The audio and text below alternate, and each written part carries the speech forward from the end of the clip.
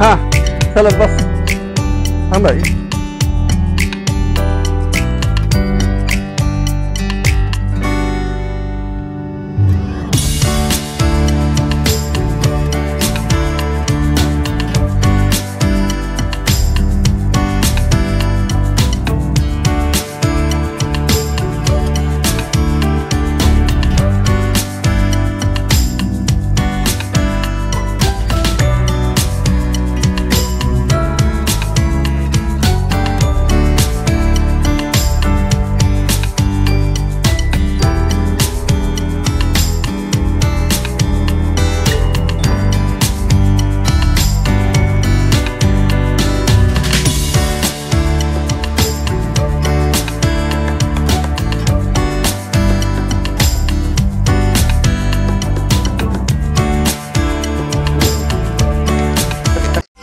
Perfect electronics Wai आयोजित 6 दिवसांचं practical based electronics and computer industrial training.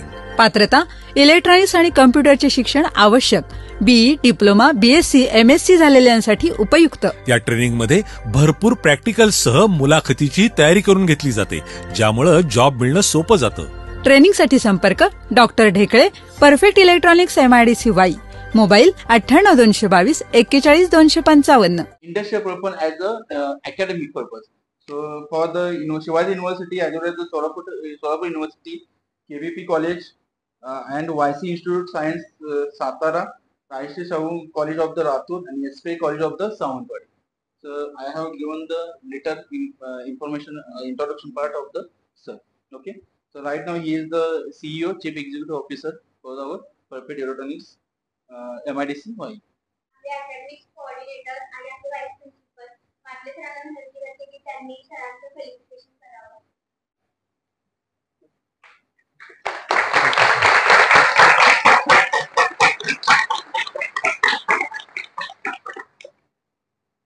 Okay, thank you sir. HGM college of engineering Mahagaon येथील department of electronics and टेलिकम्युनिकेशनचे professor Salunke sir, Matle sir आणि Talewadikar madam आणि सर्व तुमचे TY इलेक्ट्रॉनिक्सचे सर्व विद्यार्थी मी मनापासून हार्दिक स्वागत करतो. आणि ह्या आपल्या कंपनीचं मी थोडक्यात प्रोफाईल सांगतो. ही आपली कंपनीमध्ये 1994 साली सुरू झालेलं आहे. सुरुवातीला UPS इन्व्हर्टरचं प्रोडक्शन होतं. नंतर त्यामध्ये बदल केला, एज्युकेशनल प्रॉडक्ट्स जास्तीत जास्त इंट्रोड्यूस केले. त्यामध्ये सायन्स कॉलेज आणि इंजिनिअरिंग कॉलेजचे जे एक्सपेरिमेंट असतात, मी आता 35 वर्ष HOD म्हणून काम केलं ना इथं किसनवीर कॉलेजला. त्यात मला असं जाणवायचं की इलेक्ट्रॉनिक्सचे एक्सपेरिमेंट विद्यार्थ्यांना आवड जाते. पहिले तुम्हाला सर आठवत असेल टॅग बोर्ड्स असायचे, त्याच्यावर ॲम्प्लिफायरचे एक्सपेरिमेंट करायचा, मग ती आणि त्यात बिल्ड अँड टेस्ट असं होतं ना. असेंबल करायचं, टॅग बोर्ड कंपाऊंड बसवायचे, मग ते टेस्ट करायचं. फारच अवघड, विद्यार्थ्यांना जमायचंच नाही ते आणि प्राध्यापकाला सुद्धा वेळ जातो जास्त. मग मी असा विचार केला की UGCला एखादा प्रोजेक्ट लिहिला पाहिजे, जे हे एक्सपेरिमेंट कसे सोपे जातील. तर डबल साइडेड PCBचं टेक्निक मला इंडस्ट्रीमध्ये मी असल्यामुळं, म्हणजे कॉलेजला जरी सर्व्हिस असेल तरी इंडस्ट्रीमध्ये माझं पहिल्यापासून ॲक्टिव्हिटी चालू होती. PCBचं टेक्निक मला माहिती होतं. PCB घरी स्वतः बनवायचो, स्क्रीन प्रिंटिंग वगैरे करून सगळं बनवायचो. आणि मग लक्षात आलं डबल साइडेड PCB वापरून जर आपण सगळे एक्सपेरिमेंट केले तर विद्यार्थ्याचे एक्सपेरिमेंट सगळे सोपे जातील. प्राध्यापकाला त्रास होणार नाही, विद्यार्थ्याला जास्तीत जास्त नॉलेज मिळणार, कारण मेकॅनिकल वर्क त्यामध्ये कमी होतं. तर ते जवळ 200 बोर्ड आम्ही आता तयार केलेले आहेत आणि कुठलीही ऑर्डर आली की आम्ही फुलफिल करतो. आता हे 200 बोर्ड कसे झाले, आम्ही काही एकदम बोर्ड करून ठेवलेले नाहीत. आमची ॲडव्हर्टाईज असते बा एक्सपेरिमेंटल बोर्ड अशा पद्धतीने डेव्हलप केले. ज्या कॉलेजचे ऑर्डर असतील, आमच्याकडे जे बोर्ड नाहीत तर ते बोर्ड आम्ही मग ते डिझाईन केले एक्सपेरिमेंट. त्यांचे काय एक्सपेरिमेंटचं टायटल आहे, ते कुठलं सर्किट डायग्राम लागतंय त्याला, मग ते सर्किट डायग्राम सर्चिंग करून ते टेस्ट करायचं, ब्रीडबोर्ड टेस्ट करायचं. मग त्याचं एक्सप्रेस PCB सॉफ्टवेअर वापरून आम्ही ते एक्सप्रेस PCBचं आर्टवर्क बनवून मग ते आर्टवर्क आम्ही कमर्शियल PCB जे बनवणारे इंडस्ट्री असतात त्यांना आम्ही देऊन ते PCB बनवून घेतो. पहिला आम्ही स्क्रीन प्रिंटिंग टेक्निक असल्यामुळे आम्ही हे करत होतो, परंतु ऑर्डर जास्त वाढल्यानंतर असं लक्षात आलं की हाताने PCB करण्यात अर्थ नाही. ते क्वालिटी पण तिची एवढी नसते. कमर्शियल PCB तिची क्वालिटी असते आणि त्यामुळे आता बाहेरच आम्ही पीसीबी मागवतो. आम्ही फक्त आर्टवर्क त्यांना पाठवतो, ते पीसीबी करून पाठवतात. मग आम्ही असेंबल करून टेस्ट करून एका बॉक्समध्ये पॅक करून ते एक्सपेरिमेंटल बोर्ड पाठवले जातात. आता हे एक्सपेरिमेंटल बोर्ड कुठं कुठं उपयोगी आहे, तुमचे physics, electronics, computer science, IT हे सगळे डिपार्टमेंटला उपयोगी आहे. आता डिजिटल इलेक्ट्रॉनिक्स इलेक्ट्रिकल डिपार्टमेंटला सुद्धा उपयोगी आहे, ते सिलेबसमध्ये आहे. तर ते वेगळ्या कॉलेजला आम्ही देत असतो. तुम्हाला आता हे कॅटलॉग दिलेलं आहे, ते कॅटलॉग मध्ये सगळे प्रॉडक्ट्स दिसतील तुम्हाला. मॅन्युफॅक्चरिंग आमची इलेक्ट्रॉनिक इलेक्ट्रिकल जे आहे ना, हे आपलं मॅन्युफॅक्चरिंग आहे. परंतु काही कॉलेज आता फिजिक्स असेल तर त्यांना काही जनरल फिजिक्स ऑप्टिक्सचे एक्सपेरिमेंट लागतात, ते आम्ही ते मागवून देत असतो. इलेक्ट्रॉनिक इक्विपमेंट्स काय आहेत, काही आमची इक्विपमेंट आहेत, काही बाहेरचे आम्ही ते मागवून असं देत असतो, त्याची डीलरशिप असते. तर आता सुरुवातीला मी एक्सपेरिमेंटल बोर्ड कसं डेव्हलप केलं मी ते सांगतो.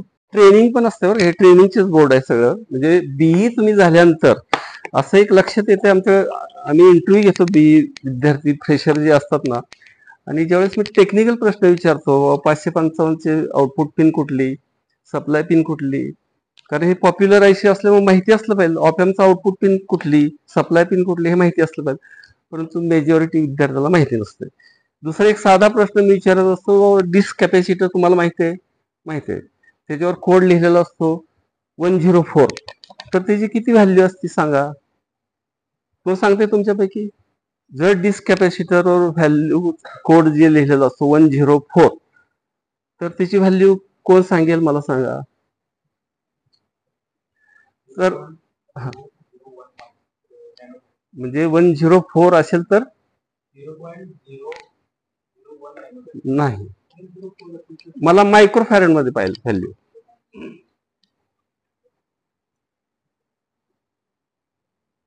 तर हे कुणाला माहिती असतं, ज्यांनी जास्त इंटरेस्ट घेतला, प्रोजेक्ट करायची ज्याला आवड आहे, मग प्रोजेक्ट करायचं तर हे असे कंपाऊंड. मग ज्यावेळेस विद्यार्थी जातो शॉपमध्ये, कंपाऊंड मागतो, 0.1चा मला कॅपॅसिटी पाहिजे, मग मग सप्लायर काय करतो, हे 0.1 तुम्ही बघताय, अहो इथं तर 104 लिहिलंय, 0.1 नाही. मग ती सप्लायर समजावून सांगतो ह्यालाच 0.1 म्हणायचं असते. म्हणजे हा तुमचा दोष नाही.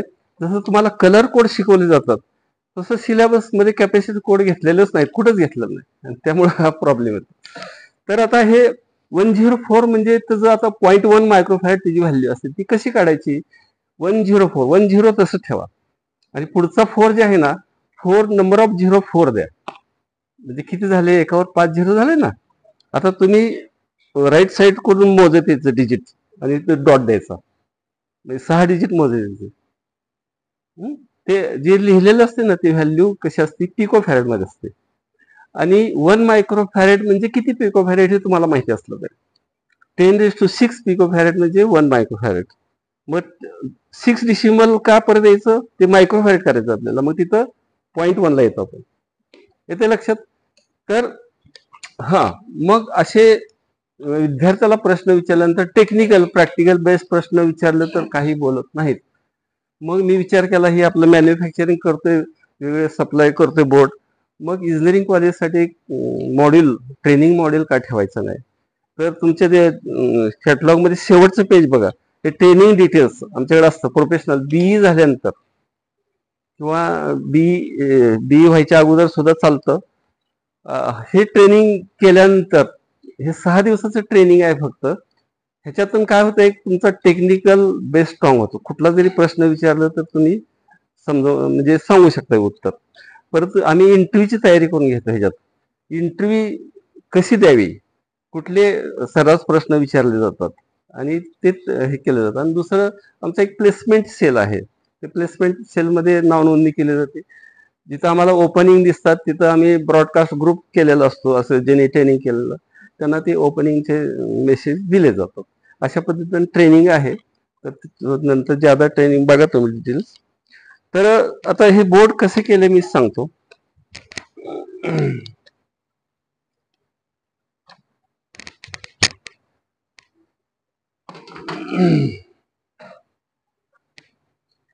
हे बघा, हे पीसीबी 12 इंच 12.5 बाय 9 सेंटीमीटरचा आहे पीसीबी हा.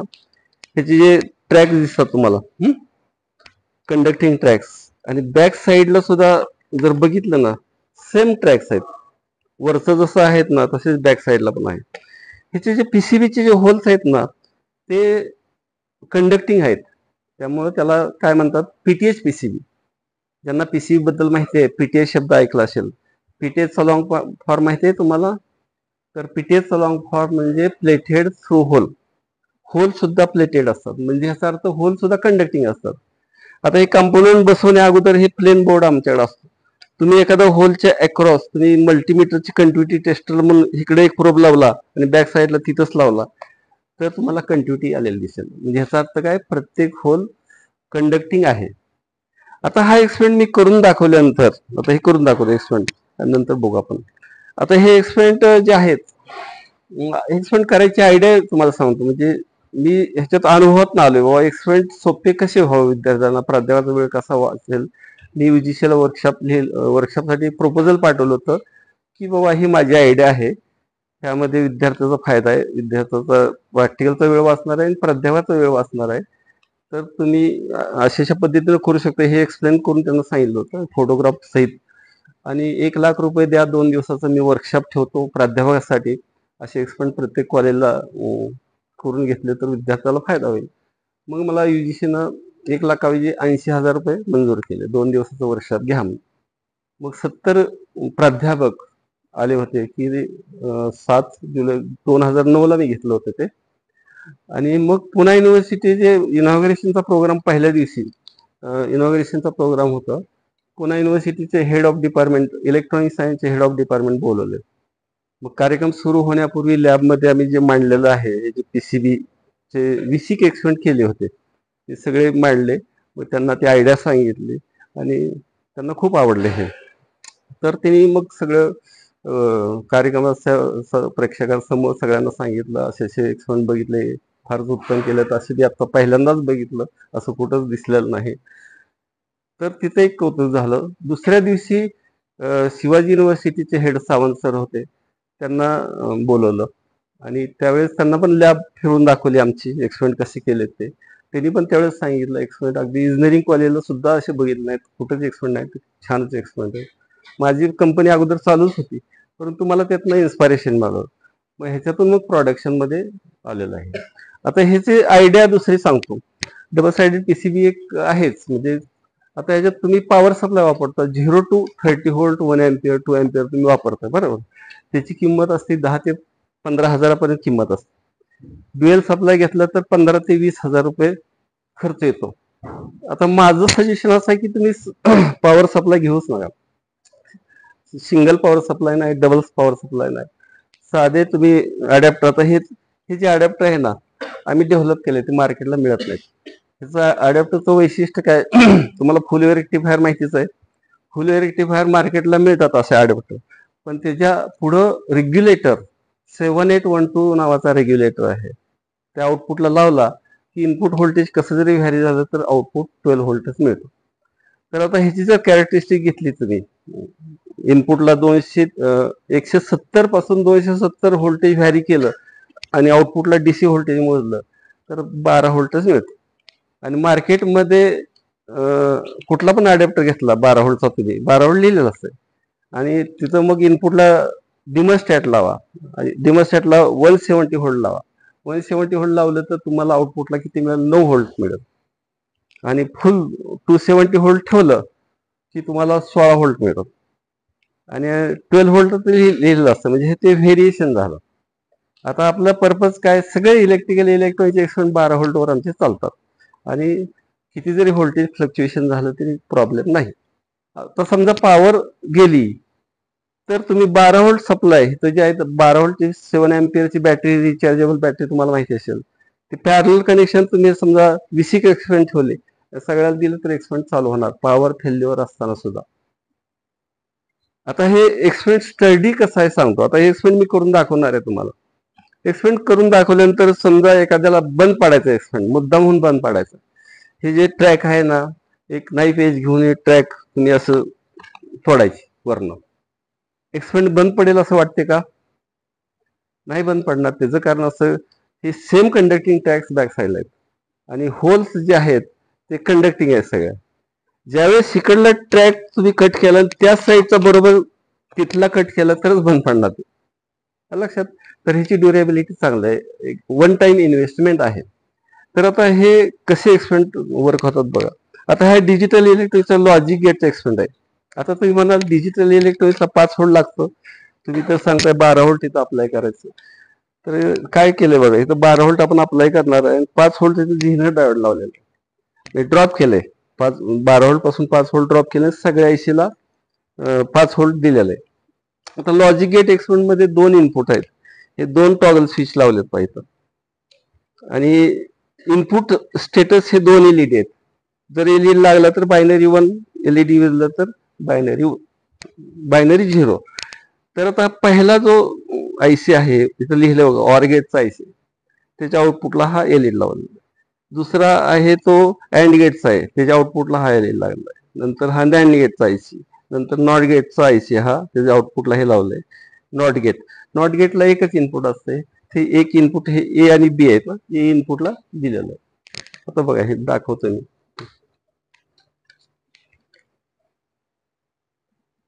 हे 12 व्होल्ट सप्लाय स्पिनअप करायचं फक्त, त्याला पॉवर सप्लाय काय लागत नाही वेगळा. व्हेरिएबल पॉवर सप्लाय असलं की काय होतं माहितीये का, आता समजा तुम्ही ट्रान्झिस्टर कॅरेक्टरिस्टिक एक्सपेरिमेंट आहे, तिथे 4 मीटर असतात, 2 पॉवर सप्लाय असतात, इनपुटला आउटपुटला, आणि सरांनी सांगितलेलं असतं इनपुटला एवढं व्होल्टेज द्या, आउटपुटला एवढं व्होल्टेज द्या, त्याच्यापेक्षा पुढे जाऊ नका. परंतु तुम्हाला असेच असतो 30 व्होल्ट, मग काय फिरवायला काय हरकत आहे, व्होल्टेज 30 व्होल्ट, 9 व्होल्ट 30 व्होल्ट केले की काय होतं, ट्रान्झिस्टर जळतो, डायोड जळतो. मग असे प्रॉब्लेम फार येतात. त्यामुळं हे असे असेल तर विद्यार्थ्यांना व्होल्टेज बदलायचं असेच नाही, त्यामुळे वर्षानुवर्षे एक्सपेरिमेंट बंद पडत नाहीत. आता बघा हे 12 व्होल्ट दिलं, झिनर डायोडमुळे 5 व्होल्ट आलं, हे आयसीला 5 व्होल्ट गेलं. हे इनपुट खाली टाकतो, हे बायनरी 0-0 झालं. बायनरी 0-0 असेल तर नॅन्ड गेट आहे, नॅन्ड गेट म्हणजे ए डॉट बी कॉम्प्लिमेंट, बरोबर. त्यामुळे हा लागलेला 0-0 असताना लागलेला. परत हे नॉर गेट, नॉर गेट म्हणजे ए प्लस बी त्याचा कॉम्प्लिमेंट, बरोबर. त्यामुळे हा लागलेला आहे. नॉट गेटचा हा लागलाय म्हणजे हे ए इनपुट 0 आहे, त्यामुळे हा लागलाय. मग 0, मग हेच ट्रूथ टेबल आउटपुटला आपल्याला ट्रूथ टेबल लिहायचं असतं. आता 0-1चं हे ट्रूथ टेबल आहे, ऑर गेटचा बायनरी 1 झाला. अशा पद्धतीनं आता हे 1-1ला फक्त ऑर गेट आणि अँड गेट हे बायनरी 1ला असते, बाकी सगळे 0. तर किती वेळ लागला बघा एका एक्सपेरिमेंटला, कमी वेळ लागला फार. आता आम्ही काय करतो, 6 दिवसाचं ट्रेनिंग आहे, तुम्हाला ते एक्सप्लेन केलं जाईल. आता 8 एक्सपेरिमेंट जे आहेत डिजिटल इलेक्ट्रॉनिकचे आम्ही 2 तासात करायला सांगतो, आणि 2 तासात शक्य आहे ते, आणि 1 तास चर्चा केली जाते. चर्चा केल्यानंतर खरं समजतं की डिजिटल इलेक्ट्रॉनिक्स काय आहे. तुमच्या रेग्युलर सायन्स कॉलेजमध्ये किंवा इंजिनिअरिंग कॉलेजमध्ये डिजिटल इलेक्ट्रॉनिक्सचा एक एक्सपेरिमेंट झाल्यानंतर दुसऱ्या वेळेस डिजिटल असेल असं नाही, ॲम्प्लिफायरचा असेल, त्याच्यानंतर पॉवर सप्लायचा असेल, असा डिजिटल येण्यासाठी 1 महिना जाईल, दुसरा डिजिटल येणार, तोपर्यंत पहिला डिजिटलचं टेक्निक विसरून जाणार, आणि मग डिजिटल हे काय तुम्हाला समजतच नाही. आता इथं काय होतं, 2 तासात हे सगळे डिजिटलचे आयडिया तुम्हाला येतात, आणि मग आपण जी चर्चा करतो ती अंडरस्टँडेबल असते सगळे.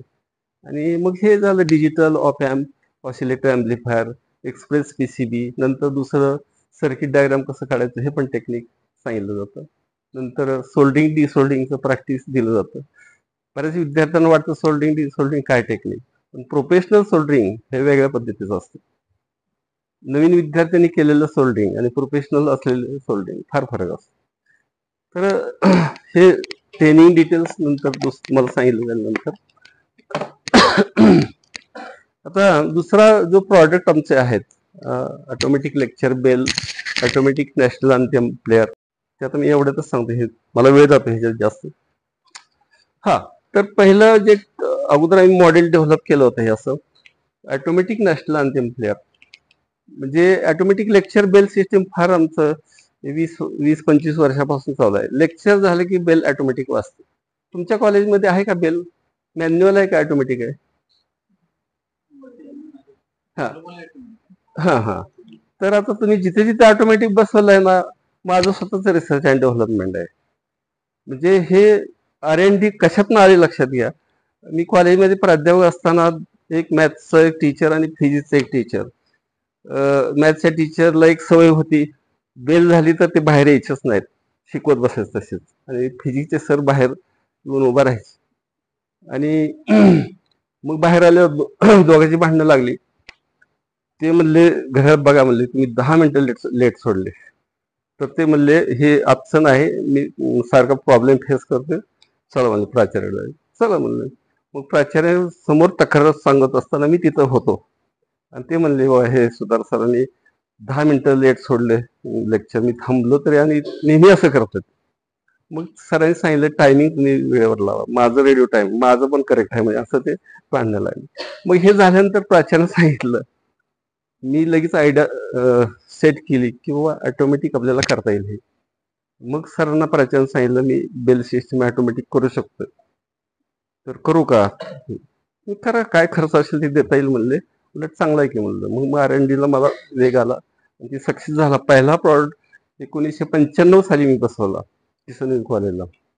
तो प्रॉडक्ट अजून चालतो. आणि मग मी कमर्शियलाइज केले. आतापर्यंत जवळ 4000 पेक्षा जास्त हायस्कूल कॉलेजला बसलेले आहेत. मग आता मोदी सरकार आल्यानंतर असं जाहीर केलं की जनगण मन हे सगळ्यांनी वाजवला पाहिजे स्कूल कॉलेजमध्ये. आमच्या कॉलेजमध्ये बघितलं, प्राचार्यांनी एकावर काम सोपवलं. त्याला एक सीडी दिली, त्यावेळेचा सीडीचा जमाना होता. जनगण मन होतं, तुम्ही जायचं, ते अगोदर अनाउन्समेंट करा सगळ्या विद्यार्थ्यांना आणि मग जनगण मन ऐकून दाखवायचं असं. आणि मग हे मला टेक्निक बेल सिस्टमचं असल्यामुळे ते पण ऑटोमॅटिक केलं. सांगितलं टायमिंगला बरोबर ऑटोमॅटिक चालू होणार. तर पहिलं एक टाइम स्विच म्हणजे जनगण मन. मला DG कॉलेज सातारचं एक आलं की बाबा मला वंदे मातरम पण ऑटोमॅटिक वाजला पाहिजे आणि जनगण मन ऑटोमॅटिक वाजला पाहिजे. मग अशा टाईपचं मॉडेल त्यांच्यासाठी तयार केलं आणि ते आता व्यवस्थित चालतंय. सकाळी 7:30ला जनगण मन, 5ला वंदे मातरम, ते ऑटोमॅटिक चालतंय म्हणजे काय प्रॉब्लेम नाही. तर ते जनगण मन कसं वाचतं, ह्याच्यात जे टाइम स्विचेस आहेत त्याच्यात प्रोग्राम करता येतं. सोपं प्रोग्राम असतं. एक टाइम रिअल टाइम क्लॉक भरायचे बटन दिलेत पहा, जर बघितलं इथं clock, timer, day, hour, minute button आहे. ह्याचा वापर करून 5 मिनिटात तुम्ही हे सगळं प्रोग्राम करू शकता. हे automatic time switch, digital time switch ह्याला म्हणतात. हा, येस. तर ते पण डेव्हलप केलं, वंदे मातरमचं पण डेव्हलप करून दिलं. तर तो आवाज करताना मग आम्ही ऑडिओ प्रोसेस केलं. डायरेक्ट जनगण मन वाजलं तर विद्यार्थी अलर्ट कसे राहणार, काही समजणार नाही ना. मग त्यात एक ॲप आहे ऑडिओ प्रोसेसिंग मध्ये. मग आम्हाला सुरुवातीला 10 सेकंदचा आवाज खन खन, अलर्ट विद्यार्थी होण्यासाठी खन खन खन असा 10 सेकंदचा आवाज असतो. नंतर लेडीच्या प्रोफेशनल साऊंड मध्ये आम्ही पुढे घेतलं की जनगण मनसाठी सर्वांनी उभे राहावे. त्यात इंग्लिश मराठी अनाउन्समेंट असते, ते पॅच घेतलं आणि पुढं मग जनगण मन जोडलं. असं ते प्रोसेस पण करून घेतलं. आणि ते कसं वाचतं म्हणजे ऑटोमॅटिक सांगितलेल्या टायमिंगला कसं वाचतं ते बघा. आता ज्यावेळेस हे चालू होते सिस्टीम, त्यावेळेस खनखन आवाज आल्यानंतर तुम्ही सर्वांनी उभं राहायचं.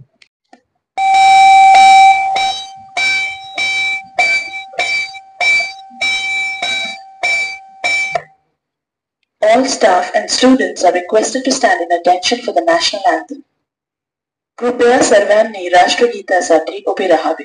Programmable single phase motor driver, त्याचा एक डेमो दाखवतो. हे अशी सिस्टीम आहे.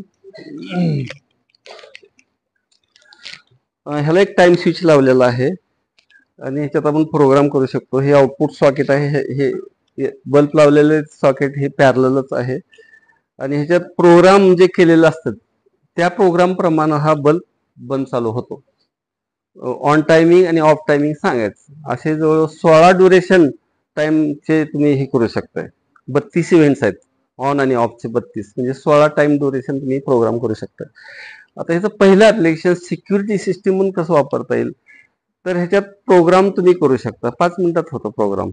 म्हणजे आता सिक्युरिटी सिस्टीम म्हणजे आता तुमचं समजा घर असेल, बंगला असेल, तुम्हाला माहिती आहे बंगल्याच्या पुढे पोर्च असतो, पोर्च लॅम्प असतो नॉर्मली मालक काय करतो, 6:30 संध्याकाळी 7 वाजले की नॉर्मली पोर्च लॅम्प लावला जातो आणि नंतर मग झोपण्यापूर्वी 11 वाजता पोर्च लॅम्प बंद केला जातो आणि मग हे असंच असेल तर आता हे चोरी होऊ नये म्हणून मग ह्याच्यात आयडिया काय केली, ह्याचं जे आउटपुट आहे ते पोर्च लॅम्पला द्यायचं आणि इथं प्रोग्राम करायचं. टायमिंग आपल्याला किती 6:30ला संध्याकाळी लावायचं, पहिलं टायमिंग 6:30ला भरू शकता तुम्ही. मग 11ला बंद करायचं तर 11 वाजता ऑफ टायमिंग सांगायचे, ऑफला पोर्च लॅम्प ऑटोमॅटिक बंद होईल. नंतर तुम्ही 12ला चालू करू शकता, 1ला बंद करू शकता, एक तासाचं तुम्ही ड्युरेशन ठेवू शकता. ज्यावेळेस तुमचं चोरी होण्याची पॉसिबिलिटी कधी असते, साधारण 2 ते 3.5 किंवा 4 पर्यंत चोरी होण्याची शक्यता असते. मग अशा वेळेस तुम्ही ड्युरेशन ठेवायचं ते 15 मिनिटाचं ठेवू शकता. Alexa stop. तर 15 मिनिटं समजा बल्ब चालू झाला 15 मिनिटं आणि चोर तिथं आलेला असतो, ते बल्ब बघणार लागलेला आहे बाबा 2 वाजता लागलेला बल्ब. मग आता मालक झोपायला तर अर्धा तास लागणार, तो वेटिंग करू शकतो. परत 15 मिनिटांनी परत ऑफ होऊन परत लागणार. ते अशा पद्धतीने हे चोर चोरी करायला सोडून जाणार. जरी चोराला ही टेक्नॉलॉजी माहिती असली पण एक्झॅक्टली त्याला काय माहिती, माणूस जागा आहे का, मशीनच चालू ऑन ऑफ करतंय का मॅन्युअली केलं जातंय, काहीच नाही. त्यामुळे ते धाडस करणारच आहे. अशा पद्धतीनं आपण अलर्ट राहू शकतो, चोरापासून सावध राहू शकतो. दुसरेच ऍप्लिकेशन असं आहे, हे बल्बच्या ऐवजी तुमच्या घरात पाण्याची मोटर असते, वर पाण्याची टाकी असते आणि दिवसातलं पाणी किती लागतं हे बघायचं तुम्ही, त्याप्रमाणे ड्युरेशन द्यायचं. समजा 1 तासात तुमची पाण्याची टाकी भरत असेल तर इथं एकच ड्युरेशन द्यायचं. किती वाजता मोटर चालू करायची तुम्ही ठरवायचं. फॉर एक्झाम्पल 8ला चालू करायचं, 9ला बंद करायचं सकाळी. तर 8 वाजल्यानंतर हे ऑटोमॅटिक इथं बल्ब लागतो, म्हणजेच मोटर चालू होती समजायचं. आणि 9ला ते बंद होईल ऑटोमॅटिक आणि मोटर तुमची पाण्याची टाकी भरेल. हे तुमचं रेग्युलर प्रोसेस असताना ते रुटीन तुमचं जाणार. कुठं गावी जायचं असेल तर तुम्ही बंद करून ठेवू शकता. तर असं दुसरं ऍप्लिकेशन. तिसरं ऍप्लिकेशन, आता उन्हाळ्यामध्ये विहिरीला पाणी कमी असतं बरोबर, किंवा नगरपालिका जे पाणी सोडतं आपण हौदात कलेक्ट करतो, नंतर वर चढवतो. मग जर पाणी कमी असेल तर अशा पद्धतीनं, आता समजा विहिरीचं उदाहरण घेऊया, 4 तास थांबलं की विहिरीतलं 1 तास पाणी मोटरीने आपण हापसू शकतो, हवा धरणार नाही. मॅन्युअली जर तुम्ही ठरवलं 3 तास थांबायचं आणि 1 तास मोटर करायचं, तुम्ही ऑन ऑफ मॅन्युअली करणार आणि मोटर चालू केली 1 तासात बंद करायची असतं, तुम्ही विसरला तर काय होतं तुम्हाला माहिती आहे, फुटबॉलच्या खाली पाणी जातं आणि हवा धरली जाते, ते ट्रबल सम होतं. मग 24 तासात प्रोग्राम असा तुम्ही करायचा की 4 तास मोटर ऑफ असेल त्यावेळेस विहिरीतलं पाणी साठलं जाईल आणि नंतर 1 तास मोटर चालू राहील आणि परत 4 तास बंद राहील हे मोटर. तर अशा पद्धतीनं 24 तासाचा प्रोग्राम करायचा, म्हणजे दिवसातलं तुम्ही जास्तीत जास्त पाणी हापसू शकता अशा वेळेस. ते एक ऍप्लिकेशन आहे. आता हे झालं सिंगल फेज मोटर. 3 फेज मोटरचं हे बघा, हे महत्वाचं आहे. ह्याच्यात हे माझं रिसर्च अँड डेव्हलपमेंट, माझं इलेक्ट्रॉनिक्स फॉर यू मध्ये, इलेक्ट्रॉनिक्स फॉर यू मॅगझिन आहे, जर्नल आहे, हे तुम्हाला माहिती असेल. ऑगस्ट 15 मध्ये हे माझं फुल कन्स्ट्रक्शन प्रोजेक्ट हे प्रसिद्ध झालेलं आहे. त्याची टेक्नॉलॉजी मी हाँगकाँगला जाऊन सुद्धा हे पेपर प्रेझेंट केलेलं आहे. तर 3 फेज मोटर ऑन ऑफ कशी करायची ह्याच्यावरून मला टेक्निक सुचलं आणि त्याप्रमाणे केलं. त्यात बेल सिस्टीमचं आमचं जे कार्ड आहे त्याचाच वापर मी करून ते हे केलेलं आहे. तर ह्याच्यात मी आयडिया काय केली, 3 फेज मोटर म्हणजे तुम्हाला माहिती असेल तिथं स्टार्टर असतो, हिरवं बटन दाबलं की मोटर चालू होते आणि लाल दाबलं की बंद होते, माहिती आहे तुम्हाला. हिरवं बटन आपण दाबतो म्हणजे काय करतो, तर जे 2 टर्मिनल त्याला जोडलेले असतात आपण ते शॉर्ट करतो थोड्या वेळासाठी, मग आपला रिले ऍक्टिव्हेट होतो. रिले ऍक्टिव्हेट झाला की ते 3 लाईन पुढे पास होतात मोटरला आणि मोटर चालू होते. तर आता पहिली ऍक्शन बघा, हे पहिल्या पोर्टला लावले, ही जी आहे तिथून 2 वायर आलेल्या आहेत. ह्या 2 वायर कुठं जोडायच्या, तर हिरवं बटन जे आहे स्टार्टरचं त्याच्या आतल्या साईडला जोडायचं. मग आता इथं कंटिन्युटी टेस्टर म्हणून वापर करतो मी हे मल्टीमीटरचा.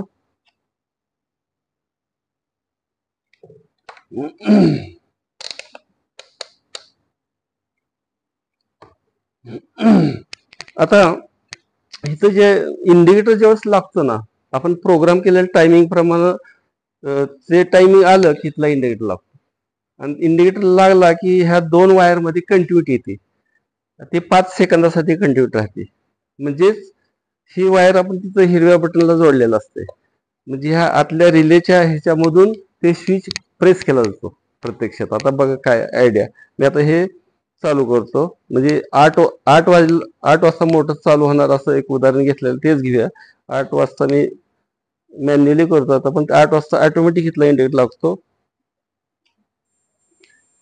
कंटिन्युटी टेस्ट झाला, म्हणजे हिरवं बटन दाबल्यासारखं ऍक्ट झालं. 5 सेकंदांनी बंद झाले. आता मोटर सुरू झाली तुमची, बरोबर. आता इथला दुसरा जो पोर्ट आहे ना, ह्या पोर्टला ज्यावेळेस हे कंटिन्युटी टेस्ट हिथं लावलं तर आता मोटर चालू झाली. लक्षात घ्या, स्टॉप स्विच आपण काढलं नाही, हे कनेक्शन केलं नाही असं समजा तुम्ही. तर ह्याची कंटिन्युटी बघू. ज्यावेळेस मोटर चालू झाली ह्याच्यात कंटिन्युटी आली पाहिजे, कंटिन्युअस. तर ते बघू. आता मी मल्टीमीटर इथला काढतो. मी आयडिया कोणाला समजली नाही तर परत विचारा. आता बघा, हे स्टॉप स्विचच्या सिरीज मध्ये आपल्याला जोडायचं. आता इथलं बंदच आहे, म्हणजे इथलं कंटिन्युटी असायला पाहिजे. इथलं ऑफ असताना सुद्धा कंटिन्युटी ह्याच्यात आली पाहिजे. बघू येते का.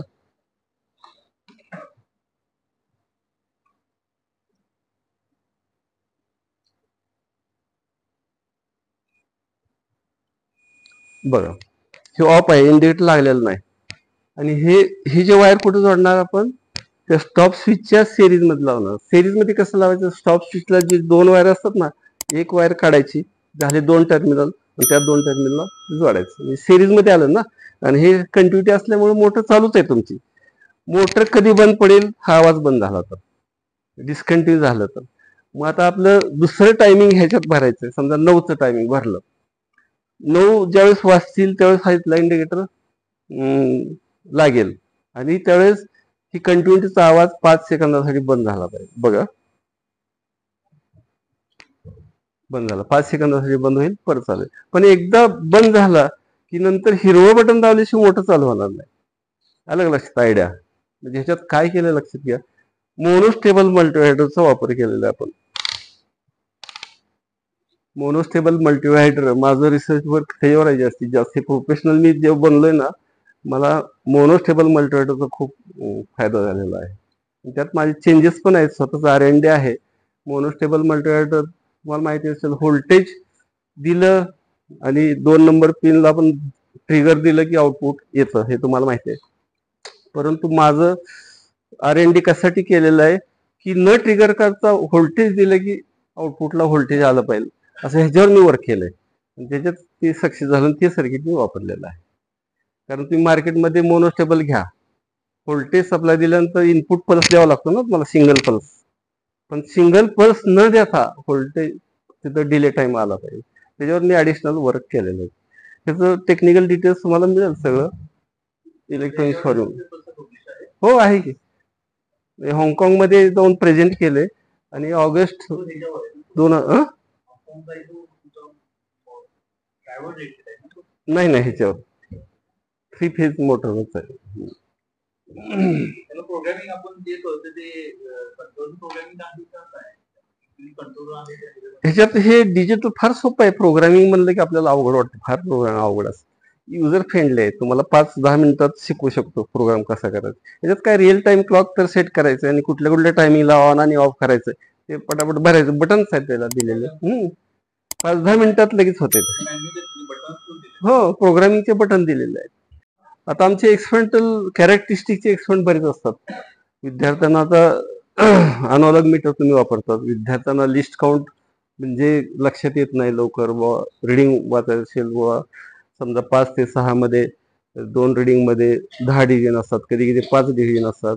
5 डिव्हिजन म्हणल्यानंतर लिस्ट काउंट किती झाला हे पटकन विद्यार्थ्याला लक्षात येत आहे. त्यावेळेस 0.2 असतो लिस्ट काउंट, आणि 10 डिव्हिजन असेल 0.1चा लिस्ट काउंट असतो. म्हणजे 5.6, 5.5 त्याच्यावर वाचू शकतो. परंतु हे लिस्ट काउंटचं प्रॉब्लेम असल्यामुळे रिडिंग घ्यायला त्रास होऊ नये म्हणून आम्ही काय केलं, हे मल्टीमीटरचा वापर केलेला आहे. आता ह्याच्यात आमची आयडिया काय, एक डिझाईन करणं. म्हणजे मल्टीमीटर आता हे तुम्हाला दिलेलं आहे, तर तुम्ही डेस्कटॉप म्हणून ठेवू शकता, की स्टेबल राहणार नाही, असं पडणार खाली. आणि ह्याला ह्याला रोटरी स्विच दिलेला आहे. विद्यार्थ्याला समजा सांगितलं की बाबा तुम्ही 0 to 20 व्होल्टला व्होल्टेज घ्या, विद्यार्थी ठेवल तिकडं, परंतु त्यांना असेच दिला ना फिरवायचा इकडे तिकडे. समजा व्होल्टेज तिथं 20 व्होल्ट दिलं आणि तुम्ही कंटिन्युटी टेस्टरला ठेवलं, खराब झाला मल्टीमीटर. तर मल्टीमीटर खराब होतं असे. ते खराब होऊ नये म्हणून आम्ही काय केलं, आयडिया केलं, हे एक डेस्कटॉप एक कॅबिनेट तयार करून घेतली. मी स्वतः डिझाईन फॅब्रिकेटरला सांगितलं मला असं पाहिजे, असं उभं राहायला पाहिजे. ते पुढं स्विच आम्ही लावणार आहे आणि डिस्प्लेसाठी असं असलं पाहिजे. मल्टीमीटर हे खोलून लगेच मल्टीमीटर काढता येतं. आपलं सेलचं जे आहे त्या सेलच्या सिरीजमध्ये आम्ही स्विच घेतलेला आहे. हे स्विच चालू केलं की 0 रिडिंग येतं.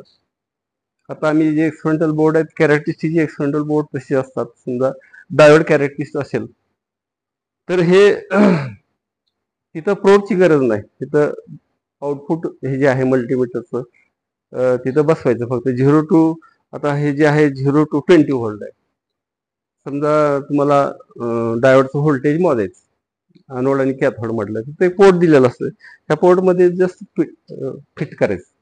तसं करंट मीटरचं त्या पोर्टमध्ये फिक्स करायचं आणि इनपुटचा पॉट दिला असतो फिरवायला. ते पॉट फिरवलं की करंट व्होल्टेज चेंज होतं. तर त्यामुळं डिजिटल मीटरच्या मार्केटमध्ये जास्त व्हॅल्यू, किमती जास्त आहेत. 1000 पेक्षा जास्त किमती आहेत. आम्ही 600 रुपयाला विकतो. आणि पुढं काय ह्याच्यात खराबी काहीच होत नाही. काय डिस्प्ले गेला, जास्त वापर झाला, इथलं 2 स्क्रू काढायचे, तुम्ही नवीन सेल टाकू शकता. 9 व्होल्टचा सेल असतो. हे सोल्डिंग डिसोल्डिंग मशीन आहे, हे बाहेरचंच प्रॉडक्ट आहे, आमचं काय नाही. पण तुम्हाला हे टेक्निक थोडं माहिती असावं ह्यासाठी सांगतोय. तिथं डिजिटली हे टेम्परेचर मीटर आहे लेफ्ट साईडचा. हे सोल्डिंग गन पण तुम्हाला माहिती आहे. ह्या टीपचं टेम्परेचर हे डिजिटली इथं समजतं. पण हे काय महत्वाचं नाही, मला हे सांगायचं डिसोल्डिंग पंप जो आहे ते कसा वर्क होतं सांगायचं मला.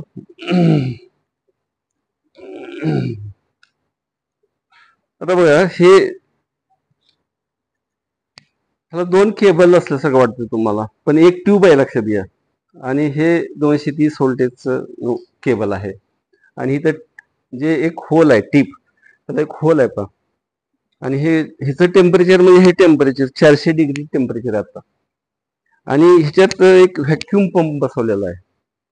व्हॅक्युम पंप चालू झाला की इथनं हवा आत जाते.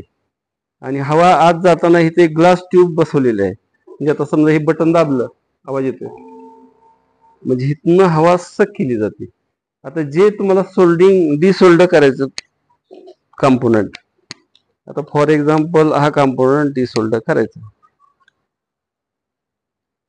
समजा मी एक पॉइंट असं हे डिसोल्डर केला, आता दुसरा हा डिसोल्डर केला, ठेवला इथं, ठेवलं की ते लगेच मेल्ट होते तिथं. आणि हे कॉम्पोनंट लगेच काढता येतो. एक मिनिट,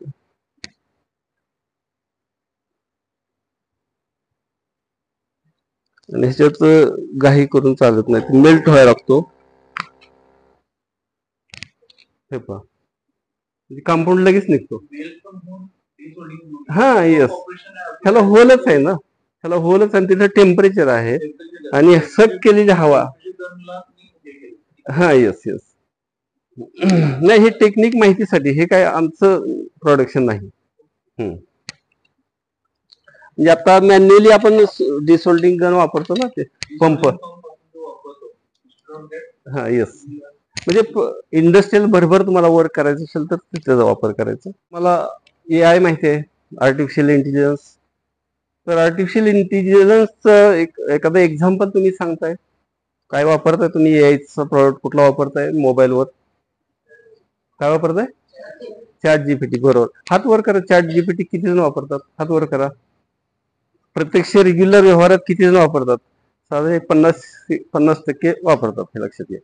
बरं, मला असं विचारायचं, ChatGPT आणि ChatGPT वर काही जरी इन्फॉर्मेशन दिली की इन्फॉर्मेशन मिळते, पण गुगल सर्चला जे इन्फॉर्मेशन आपण प्रश्न विचार ते पण मिळतच ना. मग गुगल सर्च वरून आलेली इन्फॉर्मेशन आणि चॅट जीपीटीवरून आलेली इन्फॉर्मेशन ह्याच्यात काय फरक, काय तुम्हाला फरक सांगता येईल? मल्टिपल ऑप्शन दाखवतो. गुड. म्हणजे गुगल सर्च मध्ये दिलं की हजारो तुम्हाला मिळतील असेच, आणि प्रत्येक लेखकानं वेगवेगळ्या प्रकारे डेफिनेशन दिलेली दिसेल. परंतु चॅट जीपीटी मध्ये जे स्टँडर्ड डेफिनेशन असेल तीच देणार. आता ओम्स लॉ तुम्ही साधं लिहिलं गुगल सर्चला, वेगवेगळ्या पद्धतीनं ओम्स लॉ एक्सप्लेन केलेलं दिसेल, पण चॅट जीपीटी लिहिलं की ते पर्टिक्युलर एकच उत्तर येणार तुम्हाला. त्यामुळं चॅट जीपीटी फार महत्वाचं आहे. ॲज ए इंजिनिअरिंग स्टुडंट हे प्रत्येकाने चॅट जीपीटी तुम्ही ॲप डाउनलोड करा, त्याचा वापर करा जास्तीत जास्त. तुम्हाला एखादा आर्टिकल माहित नसेल त्या आर्टिकलचं नाव लिहा फक्त, पटकन इन्फॉर्मेशन मिळते. कुठल्याही बिझनेस फील्डमध्ये तुम्हाला जे माहिती नाही ना ते तिथं लिहा, तुम्हाला सोल्युशन मिळतं.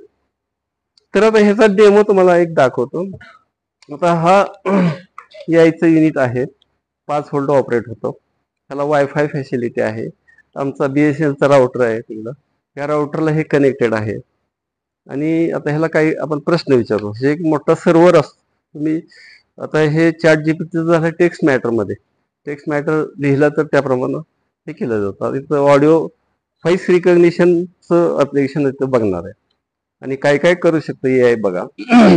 आता आपण पहिला प्रश्न विचारू, आत्ताचं टेम्परेचर काय आहे बघा. Alexa, what is temperature now? Right now, in Leh, this Satara, Maharashtra, it's 29 degrees Celsius. 29 degree centigrade. आता आवाज जर आपल्याला कमी वाटतोय तर रिमोटलीच आपण त्याला व्हॉल्यूम वाढवायला सांगू. Alexa, increase volume by 2.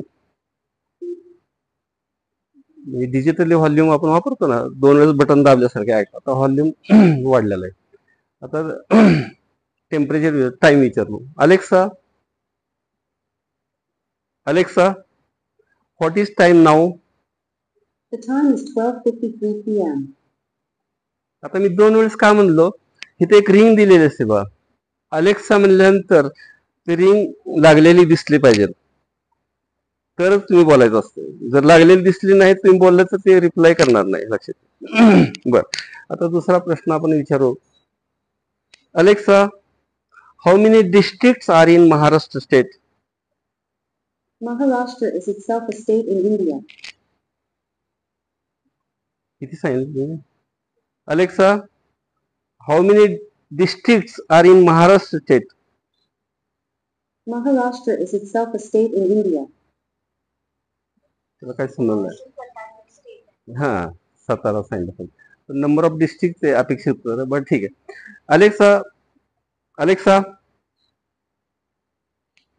Alexa, how many states are in India? India has 28 states, 28 including Andhra Pradesh, Arunachal Pradesh, Assam, Bihar, and Chhattisgarh. Alexa, how many countries are in world? There are 195 countries in the world today. This Okay. total comprises 193 countries that are member states of the United Nations and 2 countries that are non-member observer Barabar. states, Vatican City and the state of Palestine. Okay. Alexa, who is Prime Minister of India? The current Prime Minister of India is Narendra Modi. Okay. Alexa, are you male or female? I'm an AI and I don't have a sex. AI हे सांग. Okay.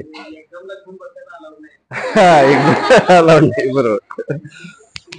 बर, दुसरा आणखी application, लाखो application असते, तुम्ही प्रश्न विचारू शकता काय पण.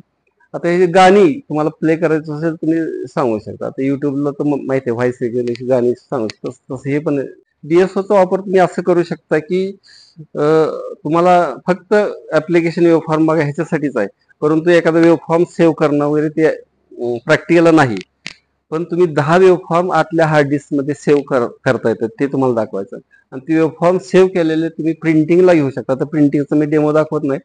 ह्याची जी ह्याच्याबरोबर DSO बरोबर CD येते ना, ते ऍप असतं, ते ऍप डाउनलोड करायचं असतं लॅपटॉपमध्ये आणि ह्याचं आउटपुट लॅपटॉपला लावायचं असतं. ह्याच्यातले जे आपण सेव्ह केलेले वेब फॉर्म तुम्ही तिकडं प्रिंटरला घेऊ शकता. हे रिसर्च वर्कसाठी फार चांगलं आहे. मी रिसर्च वर्कसाठी वापरलेलं आहे, यूज केलाय. तर आता हे जे एक्सपेरिमेंट आहे व्होल्टेज शिफ्ट जनरेटरचा एक्सपेरिमेंट आहे. Sawtooth wave generator, sawtooth wave 12 volt मी सप्लाय सुरू करतो. हे डीएसओ चालू करतो. अनोलॉग सीआरओ जो असतो त्याला आपण टाइम पर डिव्हिजन, होल्ड पर डिव्हिजन ऍडजस्ट करून वेव्ह फॉर्म मिळवतो, बरोबर. पण हे डीएसओ मध्ये ते ऑटोमॅटिकच ऍडजस्ट केलं जातं, टाइम पर डिव्हिजन, होल्ड पर डिव्हिजन, आणि पाहिजे ते वेव्ह फॉर्म मिळतो आणि फ्रिक्वेन्सी पण मिळते आपल्याला. आता इथं ॲटो नावाचं बटन आहे, पण ते दाबतो बघा, हे आलं. हे सॉटूथ वेव्ह फॉर्म दिसते काय, सेव्ह ऑप्शन येत असतो. सेव्ह बटन दाबलं की त्या लोकेशनला सेव्ह होत असतं, मग परत लोड केलं जातं. सोल्डिंग मशीन आहे. ज्यावेळेस आपल्याला मल्टिपल बोर्ड सोल्डर करायचे असेल 3 सेकंदात सगळे पॉइंट सोल्डर होतात. तर आता समजा हा बोर्ड आहे, ते बोर्ड ऍट ए टाइम 3 सेकंदात सगळे सोल्डर पॉइंट आपल्याला हे सोल्डर करायचं असेल तर इथं मशीन आहे. ते इथं जे आहे 8 बाय 9 इंच एक हे आहे एरिया, त्याच्यात लिक्विड सोल्डर मटेरियल भरलेलं आहे. त्याला खाली हीटर आहे. हीटर चालू केलं की सोल्डर मेटल जे असतं पूर्णपणे मेल्ट होतं. जशी दुधावर साई येते तसं ह्याचा पण साई ती कचरा असतो, वर येतो सगळा तरंगत. मग दुसरं एक टूल आहे, हे त्या टूलचा वापर करून ह्याच्यावरची साई अशी काढता येते. आणि जे आपल्याला बोर्ड सोल्डर करायचे हे कंपोनेंट असे बसवायचे असतात वरनं, आणि त्याचे जे लीड्स आहेत 45 डिग्रीनं बेंड करायचे, कटरनं कट करायचं असतं सगळं, आणि मग त्याला सोल्डर पेस्ट असते ब्रशनं लावायची, आणि मग हे ह्या फ्रेम मध्ये टाकायचं असतं. असं बसवायचं असतं आणि हे फ्रेम ह्याच्यात टाकायचे असते. अशी टाकल्यानंतर आता हे आपण पॉवर दिलेलं नाही, पण इथे टायमरचं बटन आहे, ते दाबलं, हे बटन दाबलं की हे काय, इथं मोटर बॅक साईडला असल्यामुळे हे असं खाली जातं. असं 3 सेकंद सोल्डर सरफेसला टच होतं, पीसीबीचं सरफेस 3 सेकंदाचं. 3 सेकंद झाले की हे रिलीज होतं. रिलीज झालं की हे फ्रेम काढायची, बोर्ड बाजूला काढायचा, दुसरा बोर्ड घालायचा. असं मल्टिपल बोर्ड तुम्हाला सोल्डर करायचं असेल तर हे करता येतं. हे मग आम्ही ज्यावेळेस 20-30 बोर्ड ज्यावेळेस करायचे असतात त्याच वेळेस मशीन चालू करतो. ह्याला वेळ पण लागतो जरा. हा, एक्सप्रेस पीसीबीचं हे इंटरफेस स्क्रीन आहे. पण एक्सप्रेस पीसीबीचा वापर करून आपण आर्टवर्क बनवायचे असतात पीसीबीचे. मग त्यासाठी सर्किट डायग्राम लागतो. सर्किट डायग्रामच्या आधारे आर्टवर्क बनवायचे असतात. मग आर्टवर्क बनवायचं म्हणजे त्याचं पॅड आले, ट्रेस आले, आणि ते जोडायचे कसे ते दाखवतो तुम्हाला. हे पीसीबी एखादा एक्झाम्पल सांगतो. हे डबल साइड पीसीबीचं डिझाईन आहे.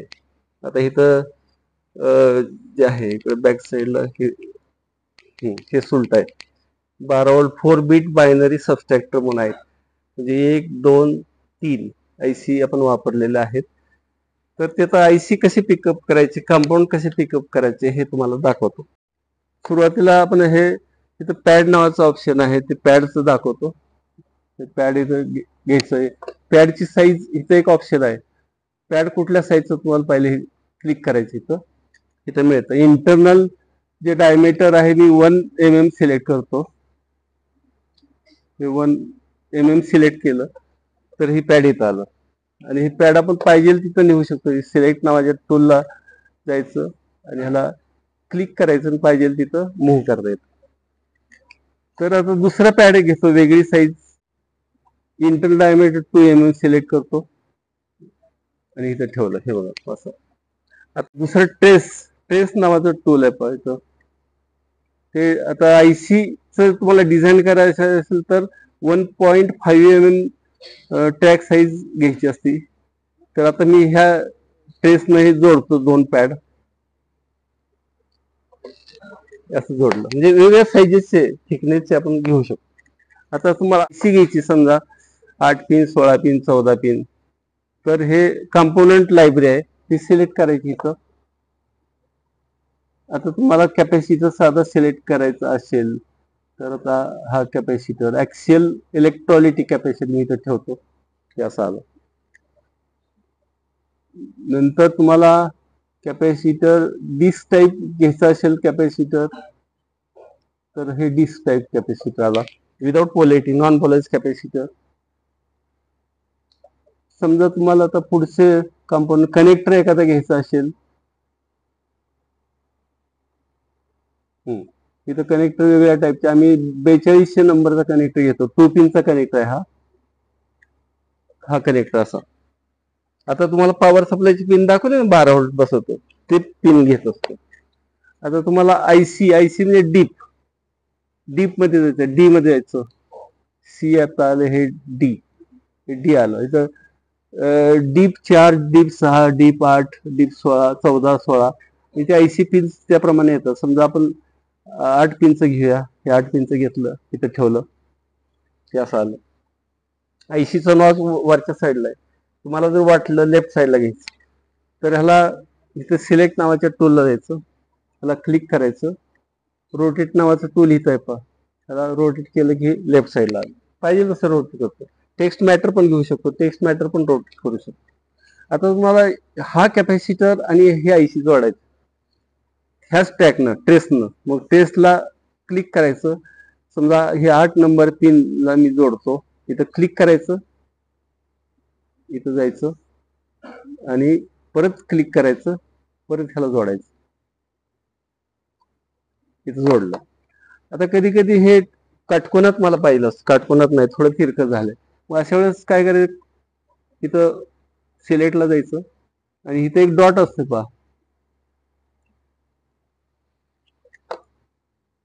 हे जो डॉट आहे कंट्रोल लेफ्ट राईट न तुम्ही शिफ्ट करू शकता बघा. असं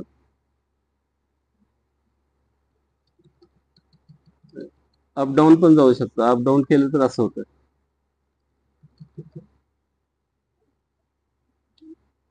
आता हे करेक्ट काटकोनात झालं. तर अशा पद्धतीने तुम्ही करू शकता. एखादं डिझाईन केलेलं दाखवतो तुम्हाला.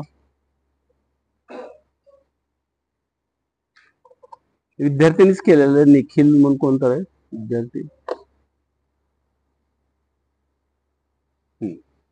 विद्यार्थी येतात ना ट्रेनिंगला, त्यांच्याकडूनच केलेलं आहे. मोनोस्टेबल मल्टीमीटरचं त्यांनी डिझाईन केलेलं आहे. तर अशा पद्धतीने एक्सप्रेस पीसीच आहे. डिझाईन वर्क एक्सप्रेस ते दुसरे आमचे स्टाफ मेंबर सांगतील. सिक्युरिटी सिस्टीमचा डेमो दाखवतो. ह्या सिक्युरिटी सिस्टीम मध्ये आता आमची कंपनी 5 ला बंद होत असते. 5 नंतर 5:30ला हे टाइमशीट आहे. टाइमशीट मध्ये टाइम भरले. सिक्युरिटी सिस्टीम किती वाजता चालू करायची, ते 5:30ला चालू केलेलं आहे. 5:30 वाजले इथं आमचं कोणच नसतंय. मग अनऑथराइज्ड पर्सन जर आत आला, ह्या रूम मध्ये आला, तर तुम्हाला हे सायरनचा आवाज आलेला दिसेल.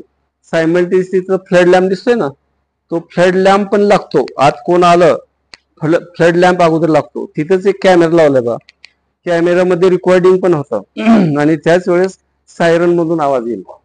तर आता हा डेमो दाखवण्यासाठी आपल्याला ज्याला डिटेक्ट करायचे ते मुव्हिंग असला पाहिजे आणि ज्याला डिटेक्शन नाही करायचं त्यांनी स्टेबल स्टेडी राहिला पाहिजे. हात सुद्धा हल्ला नाही पाहिजे, मान सुद्धा हल्ली नाही पाहिजे. तर हा डेमो दाखवण्यासाठी कोणाला तर तुमच्यापैकी एकाला तिथं उभा करून आत यायला सांगूया. तुझं नाव काय? स्वप्नील. ठीक आहे, तू स्वप्नील तिथं उभा राहा कोपऱ्यात. मी ये म्हणलं तू यायचं. आता स्वप्नीलला याला जागा तुम्ही करा. ही जी लाईन आहे ना, इथून असं इकडचे असं इकडे सारा आणि इकडचे इकडे सारा. एक पाऊल वाट द्या त्याला. यस, त्याला पाऊल वाट द्या. यस, हा यस, इथं पाऊल वाट झाली. हा स्वप्नील, हे बघ, तू जरा तुझी मांडी इकडे, जरा मांडी घे इकडं. यस, स्वप्नील इकडे जरा. हे बघ, मी तुला थांब जरा तिथं.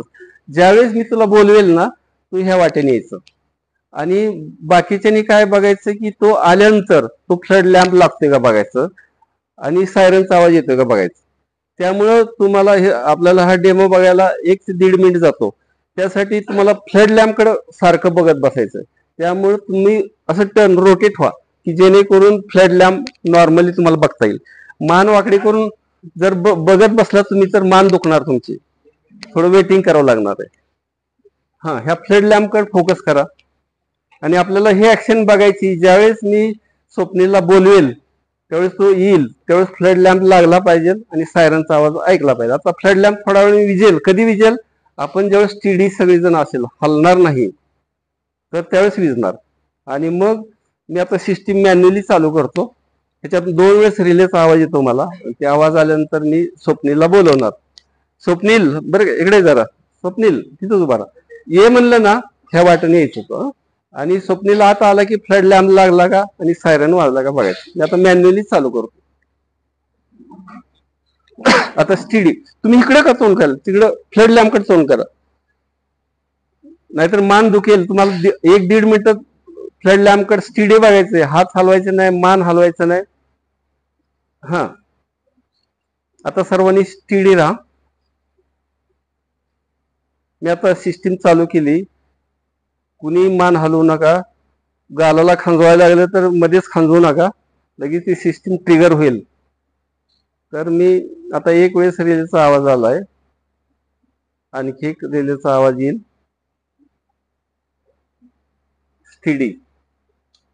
हा आता दुसऱ्या वेळेस रिलेचा आवाज आला. आता एकदम स्टीडी, कुणी हलवू नका. आता 20 सेकंदात त्याला बोलवते. त्याला बोलवलं की तुम्ही फ्लड लॅम्प लागला का बघायचा, सायरनचा आवाज आला का बघायचा. हा स्वप्नील ये, तू स्वप्नील ये.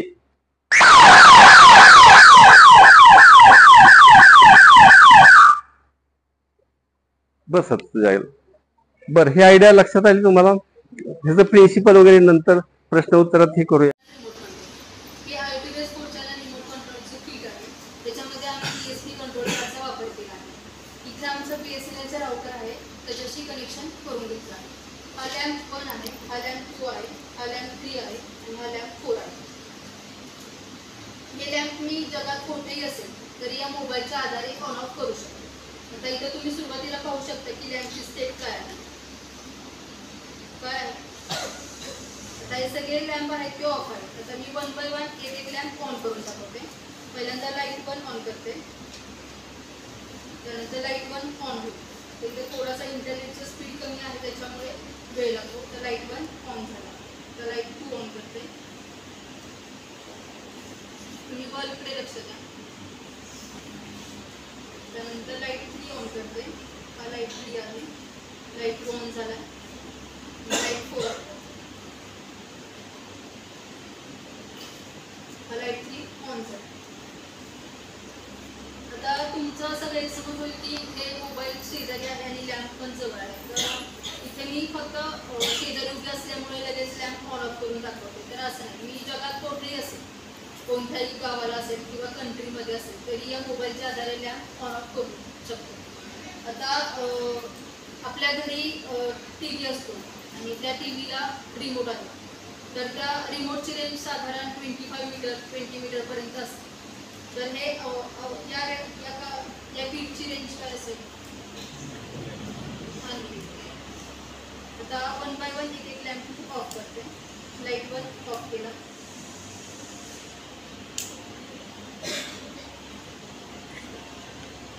लाईट 1 ऑफ होईल. नंतर लाईट 2 ऑफ करते. लाईट 3 ऑफ करते. लाईट 4 ऑफ करते.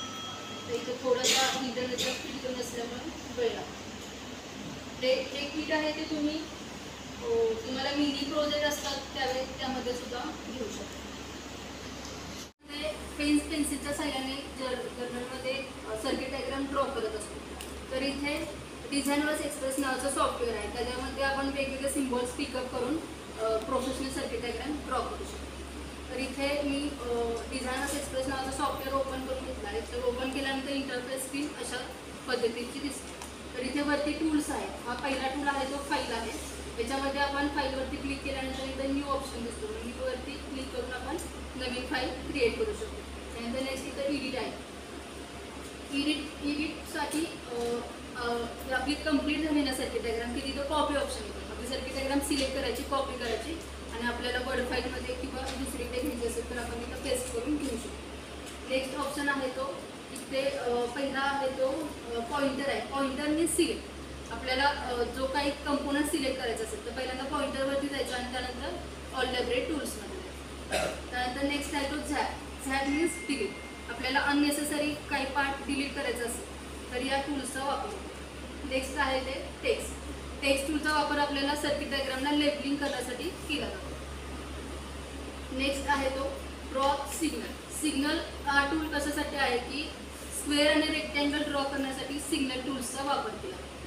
तर तुम्हाला इथे राईट साईडला all library tools all library दिसत आहे. त्यामध्ये आपल्याला जे कंपोनंट्स लागतात ते इथं आपण सिम्पली रेझिस्टन्ससाठी RES जरी सर्च केलं तर इथं आपल्याला वेगवेगळ्या प्रकारचे रेझिस्टन्स पाहायला मिळतात. तर इथे 1 बाय 1 एक रेझिस्टन्स तुम्ही पाहू शकता. कॅपॅसिटर पाहिजे असतील तर मी इथं कॅपॅसिटर टाईप करून घेतो. पोलराइज कॅपॅसिटर कुठं दिसते की दाखवली लोकेशन लांबून दिसत नाही. कारण अपेक्षित सेंटरला नाही अजून ट्रॅक करून नाही ते दिसलं. नाही ते दाखव ना तिथं सिम्बॉल दिसते राईट साईडला जिथे सिम्बॉल दिसतं तिथं बोर्ड दाखवून ते सिम्बॉल हां. दिसतं.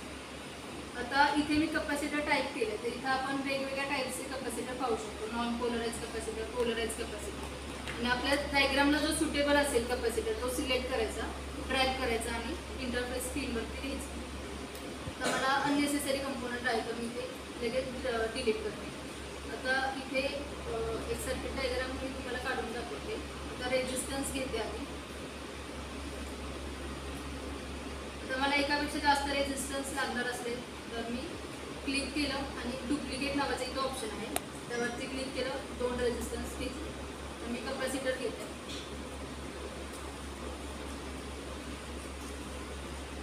तर मी इथे पोलराइज कॅपॅसिटर घेतला आहे तो सिलेक्ट केला आणि ट्रॅक करून घेतो. त्यानंतर आता मला कनेक्ट पॉईंट घ्यायचा आहे. कनेक्ट पॉईंट सिलेक्ट केलं, ट्रॅक केला. आता मी ग्राउंड घेते.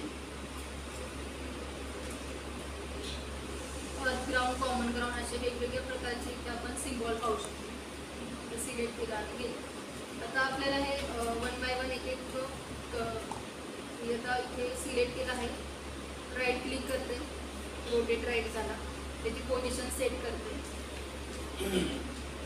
दुसरा रेजिस्टन्स सिलेक्ट करते, रोटेट करते, राईट क्लिक केलं, रोटेट केलं. आता आपण असे वेगवेगळे सिम्बॉल्स एकदा पिकअप करून घ्यायचे आणि त्याच्यानंतर मग कनेक्शन करायचं. तर इथे मी ऑलरेडी एक सर्किट डायग्राम केली आहे ती तुम्हाला दाखवते.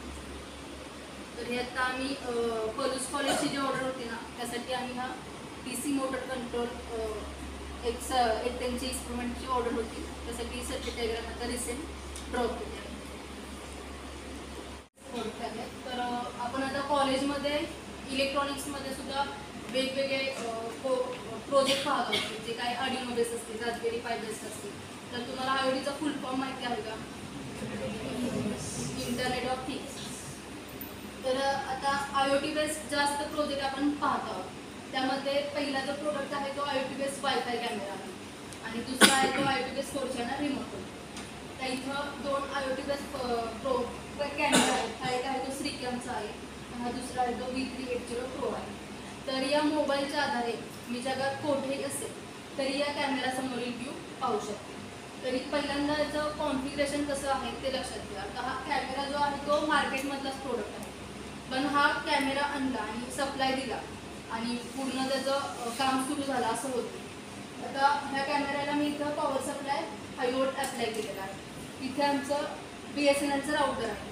या राऊटरची कॉन्फिगरेशन केलं आणि मी मोबाईलमध्ये ॲप इन्स्टॉल केलं आहे आणि त्याच्यानंतर जरी आपल्याला मॅन्युअल दिलेलं असेल प्रोडक्टसोबत तरी त्याचा स्टडी करून आपल्याला आपलं स्किल डेव्हलप करायचं असतं. मग त्या आधारे मग आम्ही इन्स्टॉल करून घेतला आहे.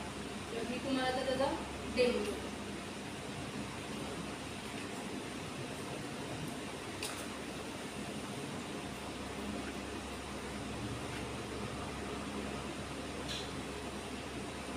आता या कॅमेऱ्याची जी पोझिशन आहे ती फ्रंट साईडला आहे.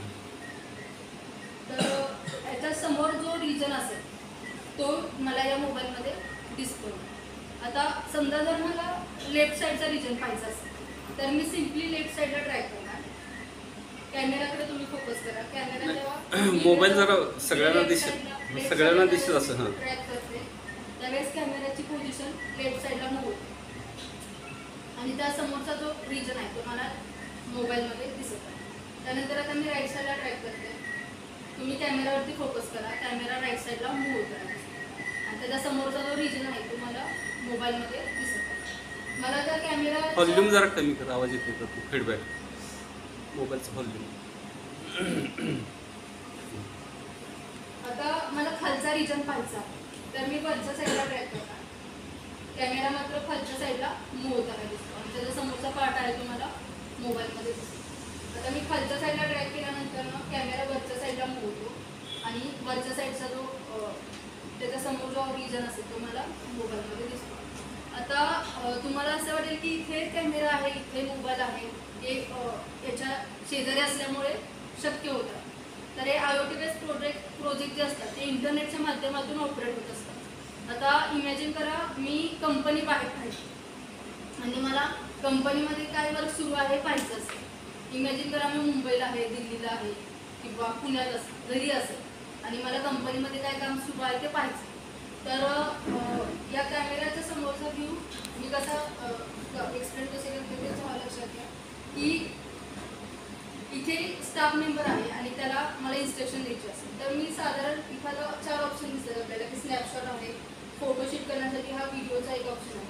तर मला काम सुरू करताना जर का काही पार्ट रेकॉर्ड करून घ्यायचा असेल तर मी त्यावरती क्लिक करणार. एक साधारण अर्धा तास 1 तास तो पार्ट रेकॉर्ड करणार आणि तो पार्ट आपल्या अल्बममध्ये सेव्ह होतो आणि नंतर मी तो पार्ट रेकॉर्ड झालेला पाहू शकतो. काम सुरू असताना जर मला एखादा फोटो क्लिक करायचा असेल तर इथं मी स्नॅपशॉटवरती क्लिक करणार आणि तेवढाच पार्ट मी मोबाईलवरती क्लिक केल्यानंतर सेव्ह. आता इमॅजिन करा मी आउट ऑफ कंट्री आहे, अमेरिकेला आहे किंवा जपानला आहे, कॅनडाला आहे आणि मला तिथे असताना इथल्या फॅकल्टीला इन्स्ट्रक्शन द्यायचे आहे. तर मी अमेरिकेमध्ये असतानाच इन्स्ट्रक्शन देणार. तर इथं माईक नावाचं ऑप्शन आहे, हॅलो. तर मी अमेरिकेत असतानाच इन्स्ट्रक्शन देणार.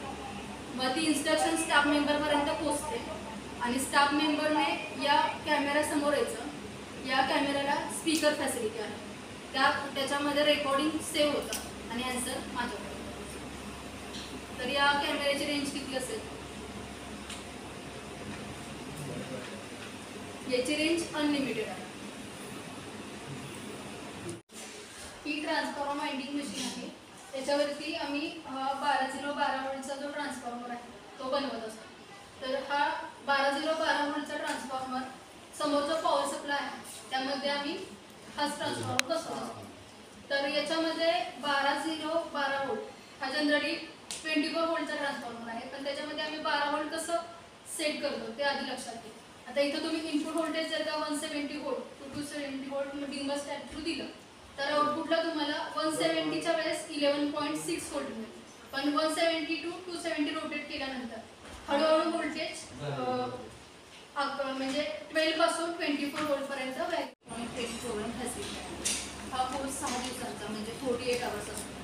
हा कोर्स सायन्स आणि कॉलेजच्या विद्यार्थ्यांसाठी उपयुक्त आहे. यामध्ये आम्ही तुमच्यावर प्रोग्राम 30 एक्सपेरिमेंट कंडक्ट करून घेत असतो. त्यामध्ये पहिल्या दिवशी डिजिटल इलेक्ट्रॉनिक्सचे 8 एक्सपेरिमेंट शिकवले जातात. ते एक्सपेरिमेंट तुम्हाला 2 तासात एक्सप्लेनेशन प्लस प्रॅक्टिससाठी वेळ दिला जातो आणि त्यानंतर 1 तासामध्ये तुमची डिजिटल इलेक्ट्रॉनिक्स रिलेटेड ओरलसाठी क्वेश्चन कसे विचारले जातात त्याची तयारी करून घेतली जाते. त्यानंतर दुसऱ्या दिवशी ऑपरेशनल ॲम्प्लिफायरचे 5 एक्सपेरिमेंट शिकवले जातात. ते एक्सपेरिमेंट तुम्हाला पहिल्या 2 तासात कसे करायचे ते सुद्धा एक्सप्लेन केलं जातं आणि प्रॅक्टिससाठी सुद्धा वेळ दिला जातो. आणि त्यानंतर 1 तास ओरल ओपॅमची राहते की त्याच्यामध्ये ओपॅमचं पूर्ण डिस्कशन केलं जातं. ओपॅमचा IC नंबर माहिती आहे कोणाला? IC माहिती आहे का? IC 7. त्यानंतर तिसऱ्या दिवशी ऑसिलेटर ॲम्प्लिफायरचे 5 एक्सपेरिमेंट शिकवले जातात. त्यामध्ये तुम्हाला TSO कसं वापरायचा त्याचं सुद्धा ट्रेनिंग दिलं जातं. आता TSO आणि CRO मध्ये कोणाला डिफरन्स सांगता येतात दोघांचा? TSO आणि CROचा. आता DSO मध्ये टाइम पर डिव्हिजन नॉब जो आहे आणि होल्ड्स पर डिव्हिजन नॉब हे आपल्याला 2च नॉबचा वापर करून वेवफॉर्म्स मिळतात. पण CRO मध्ये त्याच्यापेक्षा जास्त म्हणजे त्या DSO पेक्षा CRO वापरायला कॉम्प्लिकेटेड आहे. तर तुम्हाला DSO वापरून 5 एक्सपेरिमेंट कसे करायचे हे 2 तासात पर्यंत एक्सप्लेन केले जातात आणि 1 तासात ऑसिलेटर बेस्ड टेक्निकल ओरलची प्रिपरेशन करून घेतात. तर त्यामध्ये तुम्हाला व्होल्टेज स्विच जनरेटरचा एक्सपेरिमेंट झाला आहे का कॉलेजमध्ये? नाही. ऑसिलेटरचे टाईप्स झालेत का? आता आता नेक्स्ट डेला आम्ही तुम्हाला एक लूज PCB दिला जातो आणि त्याच्यासोबत काही कंपोनंट्स दिले जातात. मग तुम्हाला एक प्रोजेक्ट करायचा असतो. मग याच्यावरती सगळे कंपोनंट्स आधी फिक्स करून घ्यायचे आणि 1 बाय 1 येथे कंपोनंट सोल्डर कसा करायचा याचं ट्रेनिंग दिलं जातं. सोल्डर करताना एक प्रिकॉशन घ्यायची असते की सोल्डर पॉईंट्स जे असतात ते सगळे एकसारखे दिसले पाहिजे आणि त्याच्यानंतर टेस्टिंग कसं करायचं हे सुद्धा तुम्हाला शिकवलं जातं. त्याच्यानंतर नेक्स्ट डेला 2 सॉफ्टवेअर तुम्हाला शिकवले जातात. पहिलं सॉफ्टवेअर आहे ते डिझाईनवर्स एक्सप्रेस नावाचं सॉफ्टवेअर आहे. त्यामध्ये तुम्हाला प्रोफेशनल सर्किट डायग्राम कसा ड्रॉ करायचा याचं ट्रेनिंग दिलं जातं आणि त्यानंतर प्रॅक्टिससाठी वेळ दिला जातो. त्या सॉफ्टवेअरमध्ये वेगवेगळे सिम्बॉल्स पिकअप करून आपल्याला प्रोफेशनल सर्किट डायग्राम ड्रॉ करायचे असते. आणि त्याच्यानंतरच्या नेक्स्ट डेला आपण एक्सप्रेस PCB नावाचं जे सॉफ्टवेअर आहे त्यामध्ये PCB लेआउट कसा काढायचा हे शिकवलं. डिझाईन किंवा आर्टवर्क ऑफ PCB त्याला आपण म्हणू शकतो. त्याच्यानंतर नेक्स्ट डेला आपल्या मोबाईलच्या आधारे गुगल फॉर्मचा वापर करून एक आमची ऑनलाईन टेस्ट आहे. त्याच्यामध्ये टोटल 74 क्वेश्चन आहेत. प्रत्येक क्वेश्चनसाठी 3 ऑप्शन्स आहेत. त्यातला एक ऑप्शन सिलेक्ट करायचा आणि टोटल 74 क्वेश्चन तुम्ही सॉल्व्ह करून झाले की लास्टला सबमिट नावाचं ऑप्शन आहे. त्यावरती क्लिक केलं की तुम्हाला तुमचा स्कोर मोबाईलवरती डिस्प्ले होतो. त्या स्कोरचा स्क्रीनशॉट काढायचा आणि तो माझ्या किंवा सरांच्या व्हॉट्सअप नंबरवरती सेंड करायचा आणि त्या स्कोरच्या आधारे तुम्हाला ट्रेनिंगचं सर्टिफिकेट दिलं जातं. आता या ट्रेनिंगचा बेनिफिट तुम्हाला कॉलेजमध्ये जेव्हा आपल्याला एक्सटर्नल ओरल प्रॅक्टिकल्स असतात त्यावेळेस आपले स्टाफ मेंबर असतात ते ॲज अ इंटर्नल असतात. लॅबचे जे स्टाफ मेंबर असतात सब्जेक्ट टीचर वगैरे आणि जे आपल्याला एक्सटर्नल येतात अदर फॅकल्टी जे इतर कॉलेज असतात ते आपल्याला एक्सटर्नल असतात. मग तुम्ही जर या ट्रेनिंग कंप्लीट केलं तर तुमचे फॅकल्टी मेंबर्स त्या एक्सटर्नल सरांना सांगू शकतात की या स्टुडंटनी परफेक्ट इलेक्ट्रॉनिक्समध्ये जाऊन कमर्शियल ट्रेनिंग केलेलं आहे. या मुलाला थोडे जास्त क्वेश्चन विचारा आणि तुमची इथे आम्ही प्रिपरेशन करून घेत असतो. त्यामुळे तुम्हाला कोणता जरी क्वेश्चन विचारला तरी तुम्ही न थांबता बोलू शकता. आता ट्रेनिंगमध्येच असताना तुमच्याकडून आम्ही इंटरव्ह्यूची प्रिपरेशन करून घेत असतो. आता जर तुम्ही पाहिलं की BE झालेले विद्यार्थी आमच्याकडे इंटरव्ह्यूला येतात तर त्यांना रेजिस्टरचे कलर कोडसुद्धा सांगता येईल. कॅपॅसिटरचे कलर कोड ओपॅम IC असेल किंवा टायमर IC असेल तरी पिन नंबरसुद्धा सांगत नाही, पिन फंक्शन सांगत नाही. तुम्हाला कोणाला ऑर गेटचा IC नंबर माहिती आहे का? ऑर गेटचा IC नंबर 7432. तर असे क्वेश्चन विचारले जातात. त्यासाठी आपल्याला असे कोर्सची आवश्यकता असते. ठीक आहे. तर या कोर्सची फी 2000 रुपये आहे. त्यासोबत आमचा एक प्लेसमेंट सेल ग्रुप आहे. तुम्ही ट्रेनिंग कंप्लीट केल्यानंतर तुमचा जो व्हॉट्सअप नंबर असतो तो आम्ही आमच्या प्लेसमेंट सेल ग्रुपमध्ये रजिस्टर करून घेतो आणि इन फ्युचर कोणत्या कंपनीमध्ये जॉब ओपनिंग्स आहेत ते आम्ही तुम्हाला व्हॉट्सअपद्वारे सांगतो.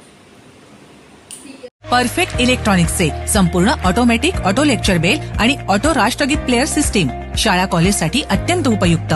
उत्पादक perfect electronics MIDC Wai. Free डेमोसाठी संपर्क 98 222 41 255.